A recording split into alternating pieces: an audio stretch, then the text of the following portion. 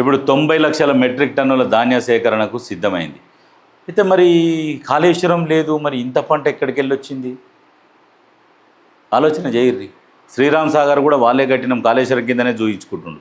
చెప్పుడు కూడా హరీష్ రావు ఎన్ని దొంగ మాటలు చెప్తున్నట్టే అట్లా చెప్తున్నాడు. ఇక మొత్తం నాగార్జున సాగర్ వాళ్ళే, శ్రీశైలం కూడా బీఆర్ఎస్ఏ ప్రభుత్వమే కట్టింది అని చెప్పుకుంటూ పోతే అయిపోతుంది. ఇంకేమేమి ఉన్నాయో మొత్తం. ఎంత దొంగలు ఉన్నారంటే ప్రతిదీ అబద్ధం చెప్పుకుంటూ పోతున్నారు. మరి ఇంత పంట ఎక్కడి నుంచి వచ్చింది? ధాన్య సేకరణ గతంలో ఒరేస్తే ఉరి అన్నాడు కేసీఆర్. మరి ఇప్పుడు చూడుర్రి, తొలుత నిజామాబాద్, నల్గొండ, కామారెడ్డి జిల్లాలో షురువు అయిపోయింది. 11 కోట్ల గన్ని బ్యాగులు, ప్రతి సెంటర్లో టార్పాలిన్.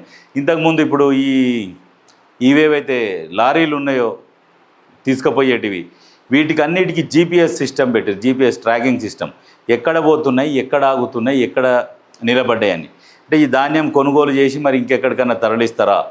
ఇవన్నీ తరలించకుండా జాగ్రత్తల కోసం అన్నిటికీ జీపీఎస్ ట్రాకింగ్ సిస్టమ్ పెట్టారు, ఏ బండి ఎక్కడ పోతుందో తెలుసుకోవడానికి. అంటే అర్థం చేసుకోరు ఎట్లా నడిపిస్తున్నారు ప్రభుత్వాన్ని, ఎంత కట్టుదిట్టంగా నడిపిస్తున్నారు అనేది ఒకసారి ఆలోచన చేయరు.